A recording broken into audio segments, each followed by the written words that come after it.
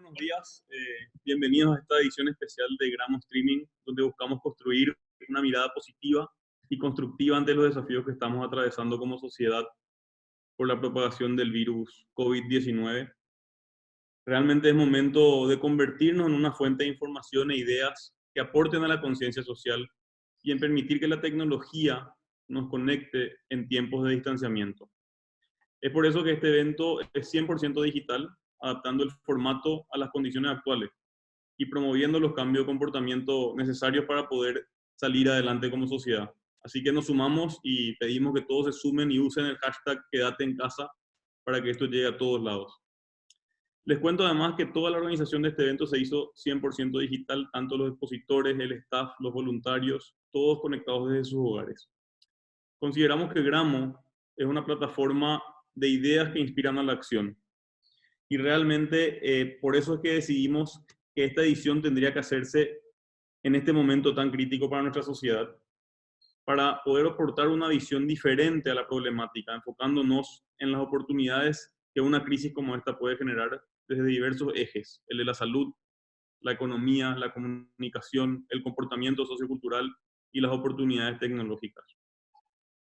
Bueno, es importante mencionar que este evento desarrollado por Koga también es posible gracias a nuestros aliados Mute y Bongo y cuenta con el apoyo del Shopping del Sol. Agradecemos también a nuestros medios aliados, que son Grupo Nación, Gente de Prensa, Canal Pro, 5 Días, Paraguay TV y también el Grupo JBB. Antes de arrancar, les repetimos un poquito ahora ya en vivo algunas reglas de este formato para los que están conectados vía Zoom. Los micrófonos de todos van a estar desactivados para evitar interferencias. Pueden compartir con nosotros sus comentarios y frases favoritas a través del chat y nosotros también estaremos compartiendo por ese medio lo más destacado de las charlas. Y también, bueno, como estamos usando Zoom por primera vez, tenemos una capacidad limitada en Zoom, entonces muchos, y le invitamos a todos que compartan, muchos van a tener que acceder a través de nuestro canal de YouTube, donde pueden seguirnos en vivo. Bueno, y por supuesto nuestras redes sociales. Les invitamos a interactuar y dejar sus comentarios en Gramo Ideas, ya sea en Facebook, Twitter o Instagram. Por último, bueno, usar por favor el hashtag Gramo COVID-19 y también el hashtag Quédate en casa. La idea de esto es que se amplifique y que generemos juntos un diálogo que construya esta nueva sociedad que necesitamos. Así que, bueno, vamos ya directo a lo que nos reúne hoy aquí. Realmente súper contento de que se hayan podido sumar todos ustedes. Y bueno, nuestro primer expositor es médico, pediatra, infectólogo especializado en la Universidad Autónoma de México. Además es jefe del Servicio de Infectología del Departamento del Hospital de Clínicas y también docente de pregrado y posgrado de la Facultad de Ciencias Médicas de la Universidad Nacional de Asunción, con trabajos y capítulos publicados en revistas internacionales sobre pediatría e infectología. Así que en esta edición especial nos hablará sobre cómo hacer frente al impacto de la pandemia a través de la inteligencia social y la humanidad. Así que con ustedes, el doctor Tomás Mateo Valmeri. Bruno y amigos, buen día. Satisfecho y contento de esta invitación. Creo que voy a dar una pequeña reseña de la pandemia. Esta es una pandemia que inicia en el mes de diciembre en el continente asiático, específicamente en la República Popular de China. Ahí rápidamente se extiende al norte de Italia, donde hoy los amigos italianos, hermanos italianos la están pasando muy mal. Y eso creó realmente una angustia, un temor propio de la raza humana. Si nosotros no tendríamos temor o angustia, muy probablemente la raza humana no hubiese sobrevivido y la especie estaría en extinción. Es importante que nosotros conozcamos el miedo y el temor, pero siempre bajo un estigma de control y de raciocinio. La angustia fue justificada en los primeros meses de la epidemia. ¿Por qué? Porque realmente los asiáticos y los europeos no conocían quién era el enemigo y cómo enfrentarlo. Nuestra realidad en el hemisferio sur es diferente. Nosotros estamos con tiempo de preparación, con tiempo de educación, con tiempo de capacitación y con tiempo de fortalecer nuestros sistemas sanitarios, y sabemos a quién nos enfrentamos y cómo enfrentarles. Y hay una sola manera de enfrentarle. No hace falta ni vacunas, ni máquinas, ni equipos especiales. Lo único que hace falta es que vuelvan a reflotar ciertas cualidades del ser humano, dejando de lado el egoísmo y pensando más en plural y en la comunidad. Y eso se resume en una palabra: aislamiento. Si nosotros somos conscientes que aislándonos nos estamos protegiendo a nosotros mismos y estamos protegiendo que la circulación comunitaria de este virus llegue a grados e intensidades que hagan que se presenten muchos casos en simultáneo, y eso conlleva a un colapso del sistema sanitario, vamos a tener muchas víctimas que lamentar. Hoy tenemos que fortalecer nuestros sistemas sanitarios, utilizar la inteligencia social, amplificar nuestra solidaridad, volvernos inclusive altruistas para que podamos contener y mitigar a este flagelo. Este flagelo que no es la primera vez que se presenta. El coronavirus, el COVID-19 sí, pero nosotros ya hemos pasado muchas pandemias a la cual la especie humana ha salido ganando. Y también no va a ser la última. Muy probablemente estas pandemias que históricamente y epidemiológicamente se presentan cada 10 a 20 años, van a seguir presentándose. Entonces tenemos que sacar lo positivo de esto. Lo positivo es que hay una luz al final del túnel, que en el hemisferio sur se están haciendo las medidas de contención y mitigación para que el impacto en salud pública no sea importante, que estamos encontrando que hay una comunicación humana que antes estaba entrecortada, hoy en día estamos hablando el mismo idioma, y por más que esto sea algo malo, nos está uniendo, y que nosotros tenemos que seguir insistiendo sobre las medidas de aislación y prevención para evitar que este flagelo se apodere de la salud paraguaya y que tengamos víctimas que lamentar. Yo estoy seguro que con tu ayuda, cuidándote a vos y cuidándole a tu comunidad, esta victoria, la raza humana va a salir ganando de la misma. Muchas gracias.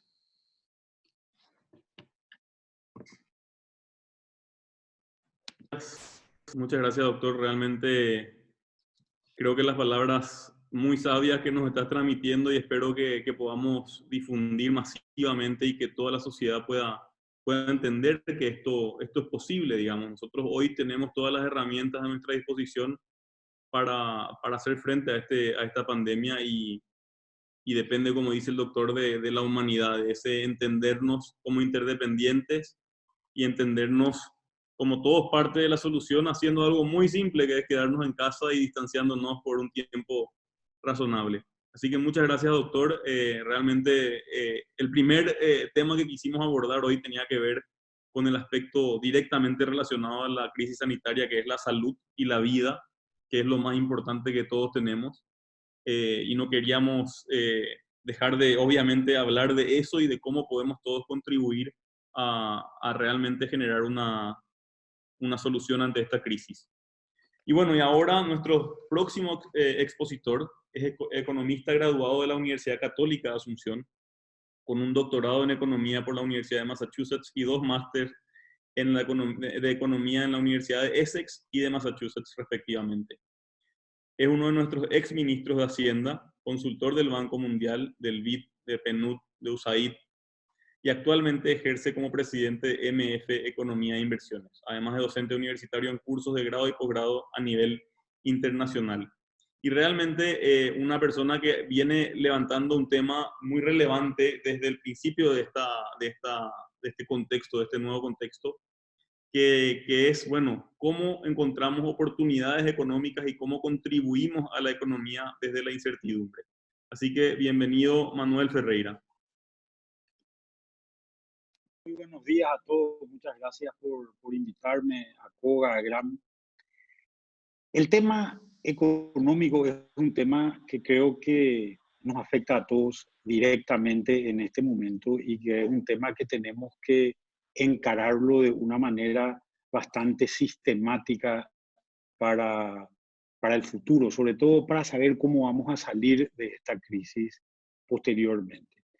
Definiendo el tema muy sencillamente, una de las cosas que pasa es este sistema de aislamiento social genera dos problemas a nivel económico. Genera una crisis de demanda, porque al no salir la gente, lo que ocurre es la gente no va comprando cosas a las empresas. Obviamente también, seguramente en algún momento dado, va a ocurrir un problema de oferta, porque todos los lugares de aglomeración de gente van a estar impactados. Por ejemplo, las fábricas van a ser muy impactadas. De hecho, con estas medidas que se han tomado ya estamos viendo impactos muy significativos en el sector comercial, impactos muy significativos ya en el sector gastronómico. Entonces, el tema central acá es defender el empleo, es hacer que la gente pueda sobrevivir este tiempo de aislamiento tan necesario para defender lo más preciado de todo, que es la vida. Dicho esto, con esta premisa, tenemos que analizar qué es lo que le ocurre a las empresas. El primer problema es que las empresas pierden sus ingresos o les caen de manera muy estrepitosamente. El ejemplo sería un restaurante que abrió este sábado y se quedó básicamente sin clientes, pero sigue teniendo que pagar su alquiler, su luz, su agua, sus impuestos, pagar los sueldos a sus funcionarios. Entonces, la propuesta es tratar de evitar que los costos sigan moviéndose de la misma manera que se mueven en etapas normales. La primera medida es cómo refinanciar todas las deudas de las empresas y de las familias. Entonces, ha salido una recomendación, o perdón, una resolución del Banco Central del Paraguay, donde básicamente hoy se pueden refinanciar todo tipo de deuda. Estas deudas son deudas, o esta resolución es una resolución que jamás había salido en Paraguay. Por tanto, imagínense la importancia de esto que estamos empezando a ver. Después tenemos 5 impactos que el sector público genera en los costos de las personas y las familias. El primero son los impuestos. El segundo son los pagos que se hacen a IPS por parte de las empresas y los trabajadores. Y después son los 3 servicios públicos: ANDE, ESAP y Copaco, luz, agua y teléfono, que son obviamente impactos importantes. La propuesta acá es que todo esto se difiera, que no se cobre nada de esto por un tiempo. Esto no quiere decir no pagar, sino quiere decir dilatar el pago, por lo menos eso inicialmente es lo que se plantea, por 90 días y después cuotear el pago en 12 meses. Voy a dar un ejemplo. Supongamos que uno tiene una factura de ANDE que le vence en marzo de 120.000 guaraníes. Esa factura de 120.000 guaraníes se tendría que pagar el 10 de abril. Sin embargo, no se paga el 10 de abril, se paga 10 de abril, 10 de mayo, 10 de junio, 10 de julio.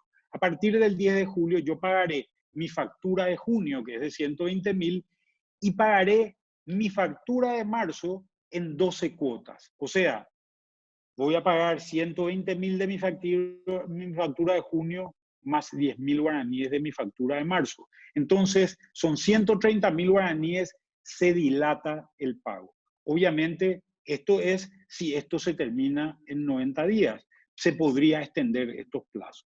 Así con los impuestos, así con la luz, el agua, el teléfono y los pagos de IPS. El problema es que el Estado se queda desfinanciado. El Estado, al no cobrar impuestos, pierde su capacidad de intervenir en este momento tan importante, donde tenemos que proveer servicios, tenemos que proveer insumos, sobre todo para el sector de salud. Imagínense ustedes que el gasto del Estado, trabajando al mínimo, es más o menos de 350 millones de dólares por mes. Es un número muy significativo. ¿Cuáles son las medidas para financiar al Estado? Tenemos que tomar plata prestada. Hay 2 alternativas básicas acá. La primera es recurrir a los mercados internacionales y decir, tomo un crédito de los mercados internacionales, pero como todos hemos visto, los mercados internacionales están muy complicados en este momento y seguramente no es un buen momento. La otra alternativa es pedirle al Banco Central que nos preste dinero. El artículo 286 de la Constitución Nacional prohíbe al Banco Central prestarle plata al Ministerio de Hacienda. Y esta es la joyita de la economía paraguaya. Esto nos hace creíbles en todo el mundo. Pero sin embargo, ese mismo artículo, en su inciso 1 y en el numeral 2, dice que esto puede darse ante una excepción de emergencia nacional declarada conjuntamente por el Poder Ejecutivo y la Cámara de Senadores.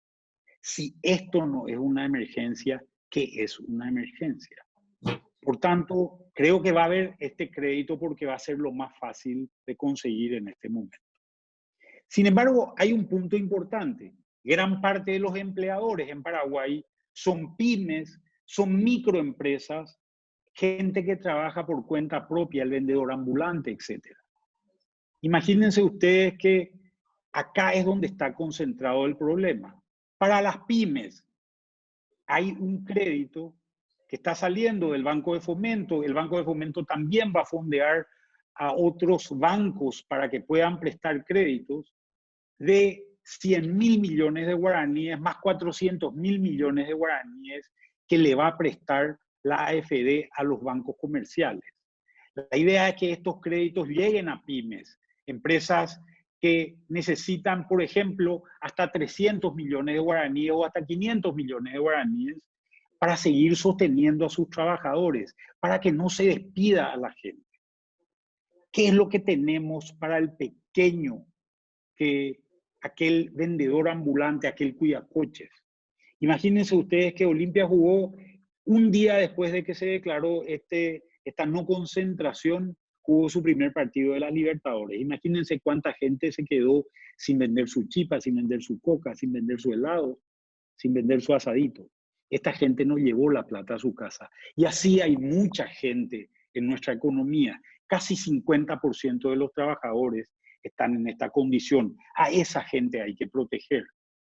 Acá existen pagos hechos por Tecoporá y pagos hechos por adultos mayores, que son los dos programas grandes sociales del gobierno que van a llegar. Pero también creemos que una cuestión interesante es, en la nueva reforma tributaria salió lo que se llama el simple y el resimple como parte del impuesto a la renta empresarial. La idea es darle a la gente una beca de 5 millones de guaraníes si se inscriben en el simple y en el resimple. Vamos a suponer que se inscriba un gran número de gente, 40.000 personas. Son 200.000 millones de guaraníes, que es un número que sigue siendo manejable para el Estado paraguayo. Esta es la batería de cosas que hoy se está pensando. Hay una batería de cosas también para fortalecer a IPS y fortalecer la capacidad de servicio, sobre todo de salud de IPS, y proteger a aquella gente que sea despedida. Creo que de esto vamos a salir bien parados. Los paraguayos respondemos bien ante todos los eventos que son extremos como este evento.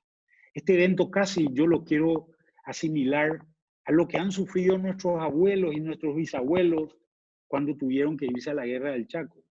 Esta es la guerra del Chaco posiblemente de nuestra generación. Y Paraguay reacciona bien ante este tipo de cosas. Creo que vamos a salir bien parados y tenemos que garantizar que vamos a sostener nuestra economía para el después. Y creo que es el momento donde todos vamos a sufrir, pero tenemos que ser solidarios en este momento y, como dije anteriormente, defender el empleo. Muchas gracias.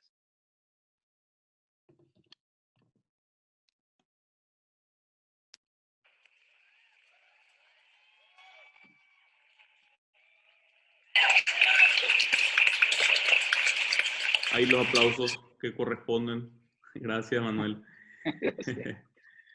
Bueno, no, como decías, mucha gente está muy preocupada todos estamos preocupados, creo, por el aspecto de salud, pero también por el aspecto económico y por este gran desafío que tenemos todos los paraguayos y que tenemos que también tomarlo de manera conjunta, entendiéndonos interdependientes también económicamente, y bueno, y lograr sobrellevar esta crisis bueno, lograr también que nuestra generación, así como la generación de los que fueron a la guerra del Chaco, es recordada como una generación que sostuvo una nación, que logró pasar por las adversidades, que también nuestra generación sea recordada de esa manera una vez que pase toda esta gran tormenta que esperamos pase lo más rápido posible. Y bueno, justamente para seguir hablando un poco de cómo innovar en este contexto, de cómo adaptarnos rápidamente a la nueva realidad que nos toca vivir. La siguiente expositora actualmente es directora de operaciones y country manager de Penguin Academy, una organización sin fines de lucro que busca realzar a Paraguay como destino tecnológico a través de bootcamps de programación gratuitos. En esta edición especial de Gramo, ella nos va a hablar de cómo la app que se encuentran desarrollando con Penguin Academy y otros aliados busca generar oportunidades de autorreporte del COVID-19 en Paraguay para lograr atención adecuada a los casos a tiempo. Justamente uno de los grandes desafíos en todo el mundo ha sido manejar el gran volumen de personas con síntomas y bueno, a partir del autorreporte y de la identificación y geolocalización eventualmente de los casos, se puede lograr un montón de información para poder manejar mejor esos casos y manejar mejor la cuarentena. Así que con ustedes va a estar hoy Delia Garcete Dionich, que nos va a hablar de la importancia de la innovación en tiempos de pandemia. Muchas gracias. Muchas gracias, Bruno. En tiempos de incertidumbre, como lo que estamos pasando ahora mismo, los datos son muy importantes. Me gustaría compartir con ustedes un gráfico para que entiendan la razón por la cual empezamos y decidimos desarrollar una app. Como pueden ver en este gráfico, podemos ver el desarrollo de la epidemia de Japón e Italia. El verdecito es Italia y Japón está aquí abajito. Es el lila. ¿Qué exactamente estamos viendo en este gráfico? Estamos viendo dos caminos diferentes de la misma epidemia. Si seguimos agregando países, vamos a ponerle a Francia, vamos a ponerle a Estados Unidos, a España y a Alemania. Podemos ver que siguen la misma curva que estaba siguiendo Italia. Pero la diferencia son los retrasos en los días. Y por supuesto, si es que vamos también aquí, agregamos Brasil, es esta azul de acá, está también acá todavía, parece que sin movimiento, pero está siguiendo la misma curva de los demás países. Entonces, nos preguntamos, ¿qué hizo Japón de diferente? Y acá viene un término que todos escuchamos a partir de hace unas cuantas semanas, que es es aplanar la curva. ¿Qué es aplanar la curva? No es evitar que las personas se contagien, es retrasar el periodo de contacto. Entonces, nada de esto de lo que yo les estoy contando ahora mismo, los gráficos que están viendo, hubiera sido posible si no tuviéramos los datos de los casos. En Penguin, desde ya la semana pasada, nosotros sabíamos que esto se estaba viniendo y que teníamos que hacer algo al respecto. ¿Y qué podíamos hacer nosotros? Desde acá, desde nuestros headquarters. Desarrollar una herramienta que genere datos. En ese momento nos preguntamos tres cosas. ¿Tenemos la capacidad? Sí. ¿Tenemos el tiempo? Sí. ¿Nos importa? Por supuesto que sí. Sin que nadie nos diga nada, sin esperar absolutamente nada, el miércoles pasado a las 3 de la tarde tiramos un tweet que decía: tenemos estos materiales, ¿quién necesita ayuda? Ese mismo día, varias personas y varias organizaciones empezaron a ponerse en contacto con nosotros, entre ellos la Universidad UCOM, Web Paraguay, Okima, The Product Lab. Jueves a la mañana, con todas esas organizaciones tuvimos la primera reunión operativa. El viernes pasado, a las 4:30 de la tarde, la primera versión de la app estaba lista y ya fue presentada al Ministerio de Salud. Esta app permite a las personas chequear sus síntomas y recibir recomendaciones desde sus casas. Esto lleva a reducir la presión del sistema de salud y al mismo tiempo genera datos sobre la situación real que tiene el Paraguay ahora mismo. Esta app fue desarrollada acá en Paraguay en tiempo récord, para que vean el potencial que tenemos en este país en cuanto a desarrolladores. Hoy el día de hoy, la app está en versión beta. ¿Qué significa eso? Estamos en periodo de prueba. Y ya tuvimos más de 5.000 personas que ingresaron a probarlo y a darnos feedbacks. Otra cosa de lo que estamos súper orgullosos de la app es open source. Está abierta a colaboradores en GitHub. La razón por la cual decidimos hacerla abierta y completamente transparente es para que cualquier persona que quiera colaborar con el proyecto pueda hacerlo. Como por ejemplo, ahora mismo estamos compartiendo el desarrollo con un grupo de Argentina, de Chile y de Uruguay, que están teniendo nuestra app como ejemplo para desarrollar sus propias apps en casa. La app está prácticamente lista, es 100% paraguaya y está completa y totalmente al servicio del gobierno si es que deciden usarlo. La importancia de la app es porque gracias a que las personas entran y registran sus síntomas, podemos generar datos que nos permitirán pronosticar cuándo el grado de saturación de Paraguay, cuando estamos llegando al grado de saturación del sistema de salud de Paraguay con varios días de antelación. ¿Esto qué significa? Que podemos tomar mejores decisiones. Ya vemos a dónde nos estamos yendo, ya vemos a qué nos estamos dirigiendo con una semana de antelación y podemos decir, ok, perfecto, estas son las medidas que tenemos que tomar. Otros proyectos que estamos desarrollando es porque queremos apoyar a los médicos en primera línea. Y actualmente estamos construyendo unos modelos de deep learning para detectar automáticamente el virus COVID-19 en rayos X. Todos estos proyectos los estamos haciendo gracias a organizaciones fantásticas que nos están dando su apoyo. Y pedimos a todas las organizaciones que quieran unirse, que se unan. Nosotros estamos abiertos a colaboración. Esto es un proyecto de todos, no es solamente de nosotros. Estoy segura de que muchas personas en su casa quieren saber, ok, perfecto, ¿cómo puedo ayudar yo? Es simple. Les quiero pedir a que nos activemos todos nosotros como ciudadanos. Quedémonos en nuestras casas, ayudemos a los médicos y reporten sus síntomas. Muchísimas gracias.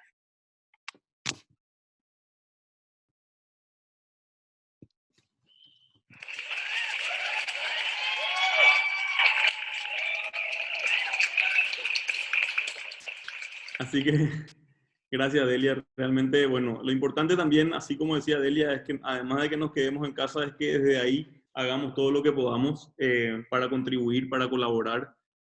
Una de esas cosas es cuidar mucho la información que uno comparte y también, bueno, por supuesto, contribuir de manera remota a todo lo que uno pueda.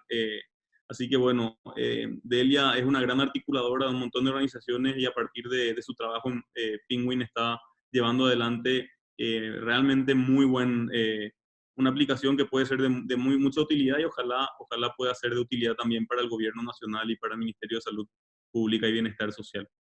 Bueno, ahora tenemos a un expositor que nos acompaña en esta edición especial desde Chile. Eso es lo bueno de poder hacer esta versión de Gramo en streaming. Él es ingeniero comercial, licenciado en Ciencias de la Administración de la Universidad Católica de Valparaíso. También tiene un máster en Proyectos Urbanos Regionales y Seguridad Humana y estudios de máster en Filosofía. Actualmente es director de Arca Latam, laboratorio de diseño cultural enfocado en innovación y disrupción política en Latinoamérica, y además es fundador de plataforma Aurea, empresa B certificada enfocada en programas de evolución organizacional estratégica. Además, ejercitó como profesor en programas de máster de la Universidad Adolfo Ibáñez, fue investigador y coautor del libro La Nueva Élite, la transición cultural evolutiva de Chile. Así que en esta edición especial de Gramo nos hablará sobre el nuevo paradigma sociocultural que estamos atravesando y por qué nosotros somos el virus. Con ustedes, Pablo Reyes. Muy buenos días. Buenos días a todos y todas. Muchas gracias por la invitación. El título es bastante provocador, somos el virus. De alguna forma, lo que yo quiero mostrar en esos 10 minutos es por qué nosotros tenemos un comportamiento viral y qué tiene que ver con lo que está sucediendo y por qué es importante mirar eso desde la perspectiva de lo que está sucediendo con el COVID. Los seres humanos de alguna forma vamos transmitiendo las culturas. ¿ya? Y vamos teniendo comportamientos virales con las culturas se van infectando, las culturas se van traspasando de una persona a otra. Cuando llega una persona a una organización, cuando llega una persona a un país, uno puede ver cómo esa cultura lo permea y cómo hay prácticas invisibles ahí y que van mutando, al igual que los virus. Entonces, los seres humanos de alguna forma somos agentes transmisores del virus cultural que llevamos adentro. Y en este momento, esto nos ha develado una cierta fragilidad, una fragilidad en nuestras capacidades de reacción. Eso tiene que ver con que las culturas se van instalando en la medida que van funcionando, que van siendo eficientes y efectivas para solucionar aquello que les toca vivir. Y no nos hayamos visto enfrentados con esta claridad a fenómenos como de esta naturaleza.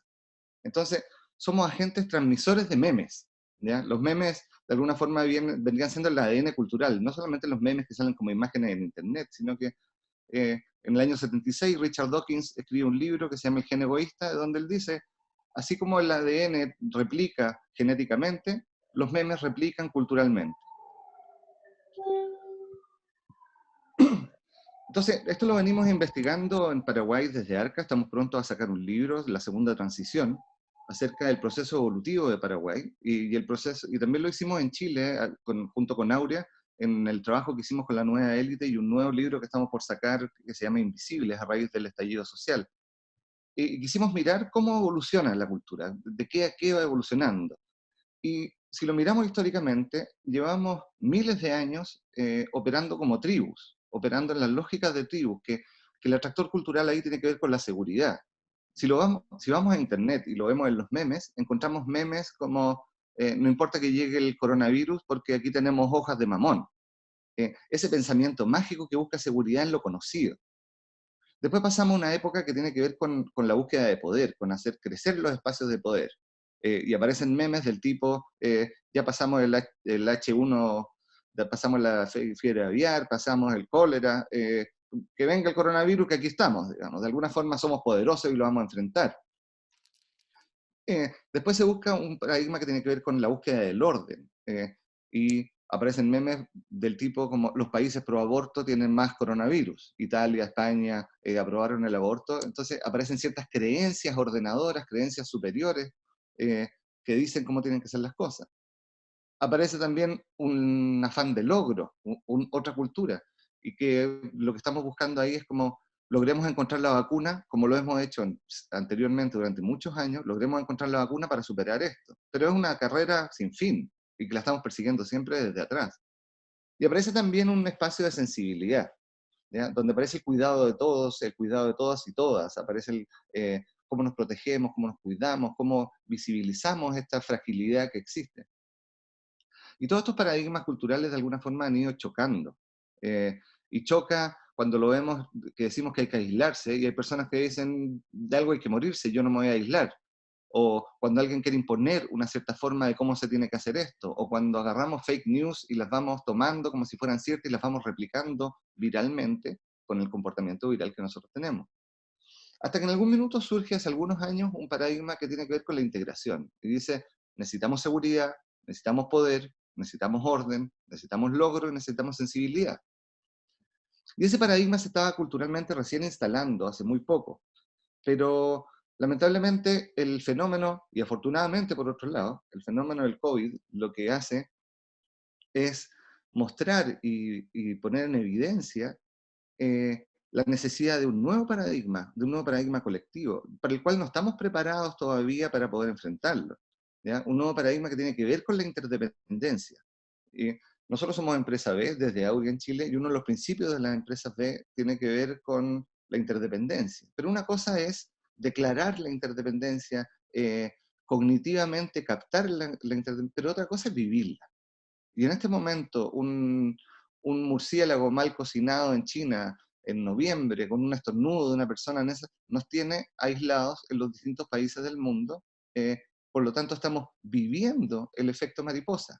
Lo teníamos pensado, lo escuchábamos, hablábamos de él, que un aleteo en alguna parte del mundo podía generar un tsunami en otro, como un estornudo en China ha generado lo que ha generado. Entonces, esto es la realidad del efecto mariposa encarnado.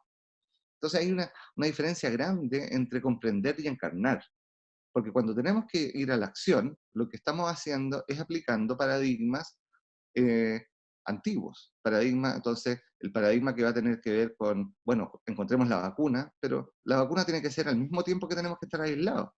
El aislamiento y el achatamiento de la curva de contagio se ha esparcido como una noticia, como si fuera lo central que hay que hacer, y en muchos sí, pero tampoco se ha considerado como ese achatamiento, qué es lo que implica en cuanto a la cantidad de tiempo que vamos a estar expuestos. Por lo tanto, si se aplana esa curva al virus. Hay algunas estimaciones que dicen que para que no colapse el sistema de salud pública al aplanar eso, vamos a estar 3 años, 4 años con el virus.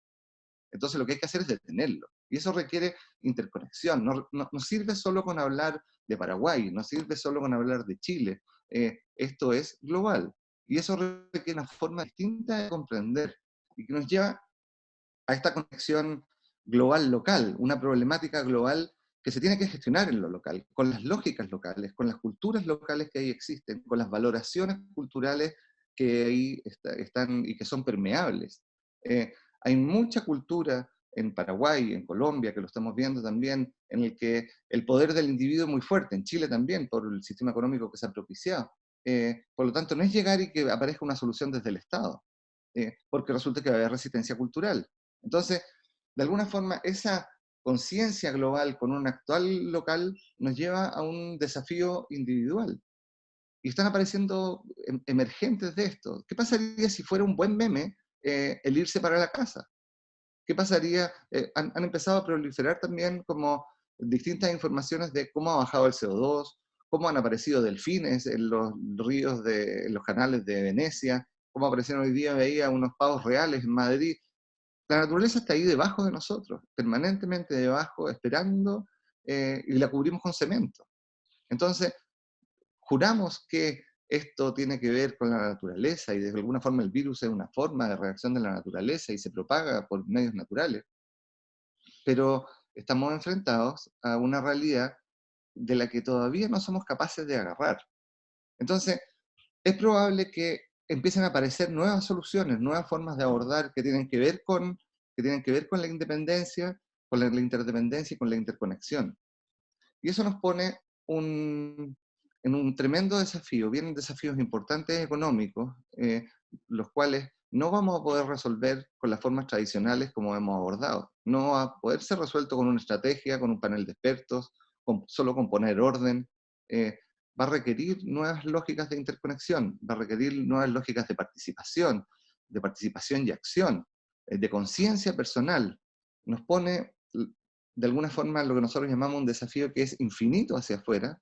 Van a seguir apareciendo pandemias, van a seguir apareciendo nuevas problemáticas que van a requerir de soluciones que no tenemos construidas, y pone un desafío infinito hacia adentro, de profunda conexión personal, de profunda autoconciencia, de presencia en la toma de decisiones, de conciencia y conexión con el otro, conciencia y conexión con las implicancias de las decisiones que estoy tomando.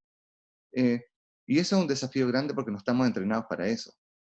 Entonces, muchos de los que se van a ir para la casa van a llegar a su casa a contextos de violencia intrafamiliar. Y no es solo irse a la casa a trabajar, es irse a un sistema social que a veces está dañado.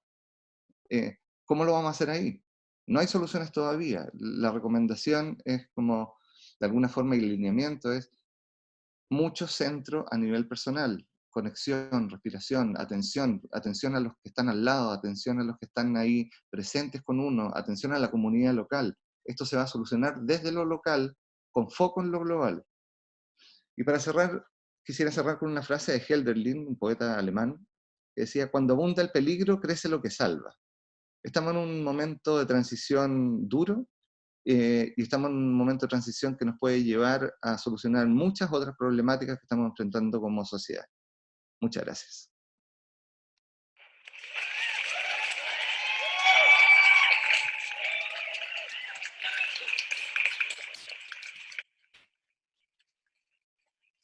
Bueno, gracias Pablo. Realmente creo que el llamado y la invitación a la reflexión, a aprovechar este tiempo de distanciamiento social para repensarnos, repensar nuestro lugar en el mundo, nuestro lugar en la sociedad, nuestro lugar en la comunidad, nuestro rol, para entendernos interdependientes, aprovechando que la vida nos está obligando y forzando a vivir esa interdependencia, como explicaste con el efecto mariposa que se ha dado en pocos meses. Y bueno, esa invitación creo que todos la tenemos que internalizar, la tenemos que vivir, y seguramente cada uno de nosotros va también a partir de eso a llegar a encontrar maneras de sobrellevar esta situación y de contribuir a mejorar el contexto de alguna manera. Cada uno de nosotros puede hacer algo por marcar la diferencia. Así que bueno, justamente hablando de hacer algo por marcar la diferencia en este contexto, en esta situación, tenemos a nuestra última expositora, que es Jazmín Acuña. Ella es licenciada en Relaciones Internacionales de Connecticut College. Actualmente es cofundadora y editora de un medio independiente, El Surti. También es integrante de la red de periodistas feministas de la TAM y la TAM Chequea. Mencionar que una de las cosas más interesantes que vi desde los medios, desde que inició toda esta gran crisis, fue el rol que cumplió El Surtidor en tratar de ser un canal para filtrar todo el fake news que está dando vueltas. Así que hoy nos hablará sobre la importancia de la comunicación e información verificada, cómo combatir la otra pandemia, la infodemia.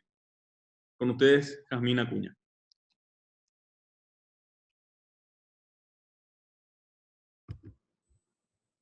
Bueno, hola, gracias Bruno. Quiero comenzar contándoles algo personal. La primera fake news en la que caí, o al menos la primera que recuerdo, era el año 2003 cuando Estados Unidos invadió Irak con el argumento de que ese país tenía armas de destrucción masiva. Muchísimas personas, incluyéndome, creímos en esa justificación durante mucho tiempo. Pero hoy se sabe que Irak no tenía las armas de destrucción masiva tal como pintaba el gobierno de Estados Unidos. O sea, el gobierno americano en el mejor de los casos se equivocó. Y en esto también colaboró la prensa, nada más y nada menos que el New York Times, que había publicado una serie de historias erróneas que ayudaron a promover la declaración de guerra. El miedo propiciado por la desinformación publicada en medios así establecidos con trayectoria logró que la opinión pública vuelque todo su apoyo a una guerra con base en un peligro que no existía. Y no podemos culpar a la gente, ¿verdad? Por miedo hacemos muchas cosas. Es un instinto natural y en dosis adecuadas es muy necesario para sobrevivir. Pero el miedo que se genera a partir de desinformación, de mentiras, es un peligro porque nos hace tomar decisiones mal informadas. Y en tiempos de crisis, nuestro miedo se puede convertir en un arma al servicio del poder. Cuando el gobierno anunció el pasado martes la suspensión de las clases y eventos masivos para controlar la circulación del coronavirus, muchas personas que están suscritas al WhatsApp del Surtidor, tenemos un canal en WhatsApp, empezaron a enviarnos audios, videos, cadenas que les llegaban principalmente de sus grupos familiares y de sus amigos. ¿Qué nos pedían? Que les digamos si era cierto o no que el coronavirus fue desarrollado en un laboratorio, que hay que tomar alcohol etílico para no contraer el virus, que un doctor falleció a causa de la enfermedad, que en IPS había más de 80 personas ya diagnosticadas. Noticias falsas, fake news, que acrecentaban el miedo y el pánico. Y en una situación como la que estamos ahora, que es de mucha incertidumbre, es normal, pero también es un peligro. Entonces, mientras veíamos cómo el gobierno se preparaba bien para hacer frente a la pandemia por televisión, en una rueda de prensa, en el WhatsApp éramos testigos en tiempo real del crecimiento exponencial de otra epidemia, la infodemia. Y en la infodemia es un término acuñado por la Organización Mundial de la Salud y se refiere a la práctica de infundir pánico o de promover conductas incorrectas con desinformación. La OMS cataloga esto como una verdadera amenaza a la salud pública. Entonces, hace una semana habían 2 paraguayos contagiados con el coronavirus, decenas de miles más afectadas con la desinformación. Y como periodistas nos preguntamos, ¿qué le podemos dar a la gente para combatir esto? Entonces decidimos modificar toda nuestra producción habitual para atender de inmediato esa latente necesidad de saber qué es cierto y qué no de todo lo que corría por grupos de WhatsApp. Entonces apostamos por el chequeo de noticias, o en inglés se le conoce como fact-checking, algo que ya venimos haciendo hace 3 años. El fact-checking, así rápido, el fact-checking en periodismo es básicamente verificar, verificar, verificar y repetir todo de vuelta. Es un paso dentro del proceso de producción de una noticia donde confirmamos la veracidad de los hechos y los datos antes de que publiquemos nuestra nota. En los últimos años nacieron varios medios y secciones en la prensa internacional que se dedican exclusivamente a chequear el discurso de políticos, porque bueno, se les conoce por decir alguna que otra mentira. Y nosotros también vimos la necesidad de chequear el discurso público en Paraguay. Así fue como nació La Precisa, que hoy es una sección del Surtidor, donde verificamos no solo lo que dicen políticos, también líderes de gremios, empresarios o personas que tienen suficiente poder para influir en la opinión pública. Para nosotros el chequeo es un servicio público muy valioso porque está en el interés de la gente saber cuándo la información que da un líder es falsa. Puede ser el paso necesario para romper un prejuicio, para cambiar una opinión, para dejar de votar al mismo candidato, ¿verdad? Hasta ahora hemos hecho, por ejemplo, chequeos en vivo al discurso de los candidatos del último debate presidencial, también del primer informe de Mario Abdo como presidente. Logramos identificar 5 mentiras que dijo el presidente en ese informe. También hemos chequeado falsedades que divulgan ONGs con plata de nuestros impuestos. Encontramos que distribuyen materiales y dan charlas donde dicen que el condón no sirve para prevenir VIH, por ejemplo. Y gracias a estos hallazgos, logramos que una de las organizaciones renuncie a los fondos públicos con los que difundían esas mentiras. Y el año pasado también ya coordinamos un esfuerzo regional de chequeo de mentiras. Nos juntamos 9 medios de 8 países de Latinoamérica para identificar las desinformaciones que se divulgan sobre educación sexual integral. Porque nos dimos cuenta que las mentiras eran básicamente las mismas. Porque la mentira, como el coronavirus, se reproduce, se multiplica, viaja y se repite en muchos lugares muchas veces. Así como con el coronavirus, sin una respuesta colectiva es muy difícil erradicarlo. Por eso es que ahora pedimos a la gente que nos ayuden a parar con la desinformación. Entonces, en cada fact-check que hacemos y publicamos en nuestras redes sociales y en el podcast que estamos produciendo, donde publicamos más chequeos y que divulgamos por WhatsApp, decimos una y otra vez que lavarnos las manos es tan importante como difundir noticias de fuentes confiables entre nuestros contactos. Y así también como aprendimos en estos días algo tan sencillo como el lavado correcto de manos, también se puede aprender a verificar información. Entonces les quiero dejar con 3 tips esenciales de cómo hacerlo. Primero, acudan a fuentes oficiales para informarse. Para situaciones de crisis como epidemias o pandemias, las fuentes oficiales como la Organización Mundial de la Salud y a nivel local, el Ministerio de Salud son claves, son imprescindibles. Hay que desconfiar de esas publicaciones que rondan por ahí sin responsables identificables, como las famosas cadenas de WhatsApp. Después hay que contrastar las fuentes, no nos quedemos con una sola versión de una noticia. Revisemos cómo otros medios están relatando el mismo hecho para ver si es que hay consistencias. Y por último, acudan a sitios de fact-checking y apoyen su trabajo divulgando su información. La red Latam Chequea es una red que reúne a fact-checkers en toda Latinoamérica. El Surtidor es parte y desde ahí estamos trabajando mucho para desmentir las fake news que circulan sobre el coronavirus. Les invito por eso a seguir a Chequeado en Argentina, Agencia Lupa en Brasil, Animal Político en México, solo por citar algunos medios de esta red, para enterarse cuáles son las mentiras, los bulos que eventualmente van a aterrizar en los grupos de WhatsApp de Paraguay. Bueno, y como no, les invito a enviarnos información que vean por ahí, que quieren que nosotros verifiquemos, a nuestro canal en WhatsApp, el 595-981-167-320. Y muchísimas gracias.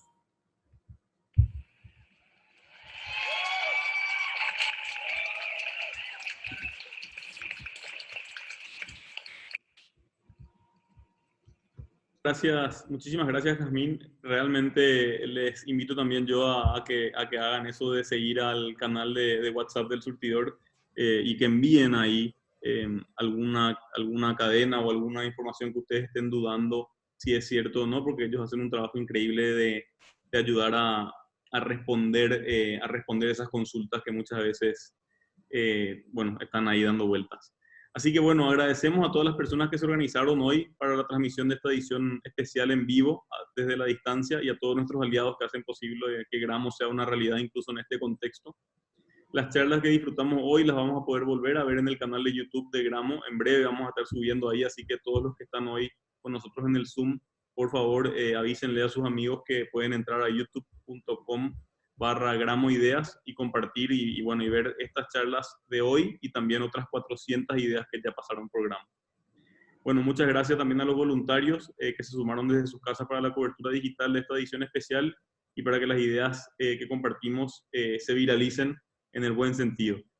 Así que ahora, para cerrar, les invitamos a todos los presentes en el Zoom que activen sus cámaras para hacer una foto grupal y poder despedirnos. Muchas gracias. Estamos todos. Ahí voy viendo. Andrea, Santi, Pascual, Jessy, Juan, que nos acompaña desde Italia, Gonzalo, Lucía, Oscar, Víctor, que está desde Córdoba. Gracias, Víctor.